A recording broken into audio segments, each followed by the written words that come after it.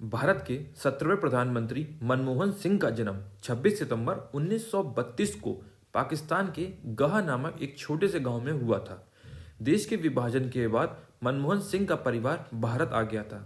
प्रारंभ से ही उनका पढ़ाई की ओर विशेष रुझान था। वह शिक्षा के महत्व को अच्छी तरह समझते थे। मनमोहन सिंह ने पंजाब विश्वविद्यालय से अव्वल श्रेणी में बीए की पढ़ाई पूरी की। इसके बाद सन 1954 में एमए इकोनॉमिक्स में भी उन्होंने पहला स्थान प्राप्त किया।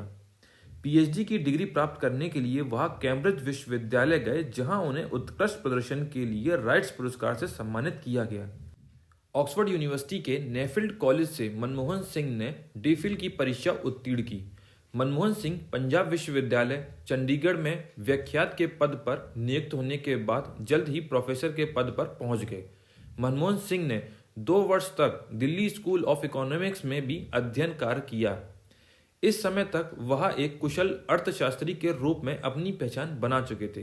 राजीव गांधी के कार्यकाल में मनमोहन सिंह को योजना आयोग का उपाध्यक्ष निर्वाचित किया गया। इस पद पर वह निरंतर 5 साल तक कार्य करते रहे। अपनी प्रतिभा और अर्थ संबंधी मसलों की जानकारी के कारण वह 1999 में प्रधानमंत्री के आर्थिक सलाहकार भी नियुक्त किए गए। अपनी प्रतिभा के बल पर पीवी नरसिम्हा के मंत्रिमंडल में वित्त मंत्रालय के स्वतंत्र प्रभारी बने। मनमोहन सिंह सन 1991 में असम सीट से राज्यसभा के लिए चुन लिए गए।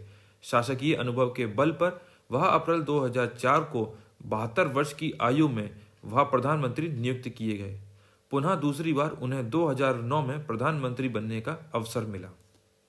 प्रधानमंत्री मनमोहन सिंह ने भारतीय कृषि और कृषकों की दशा सुधारने के उद्देश्य से कई महत्वपूर्ण कदम उठाए। फसलों का समर्थन मूल्य बढ़ाया ताकि किसानों की आर्थिक स्थिति बेहतर हो सके।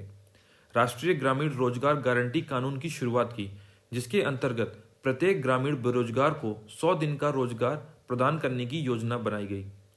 मार्च 2, 2006 को भारत के परमाणु शक्ति के संबंध में तत्कालिक अमेरिकी राष्ट्रपति जॉर्ज बुश के साथ समझौते पर हस्ताक्षर किए, जो समाजवादी पार्टी की मदद से संसद में पारित हुआ।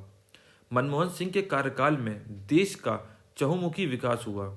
हवाई अड्डों की हालत सुधारने के लिए उन्हें निजी हाथों में सौंपने की व्यवस्था की गई। विदेश नीति को सुधार लाने के लिए विदेशों के साथ मधुर संबंध स्थापित किए गए। मनमोहन सिंह के कार्यकाल में विदेशी पर्यटन के क्षेत्र में भी काफी सुधार हुआ, जिसके परिणाम स्वरूप अधिकाधिक विदेशी पर्यटक भारत की ओर आकृष्ट हो रहे हैं। दलित और अनुसूचित जनजाति के लोगों को पढ़ाई की ओर आकर्षित करने के उद्देश्य से विभिन्न छात्रवृत्तियां प्रदान की जाने लगी। मनमोहन सिंह को प्राप्त विभिन्न पुरस्कार और सम्मान। 1987 में मनमोहन सिंह को पद्म विभूषण प्रदान किया गया। 1995 में इंडियन साइंस कांग्रेस का जवाहरलाल नेहरू पुरस्कार दिया गया। 1993 और 94 का Asian money award for finance minister of the year. 1994 में euro money award for the finance minister of the year. 1956 में कैम्ब्रिज विश्वविद्यालय का एडम स्मिथ पुरस्कार।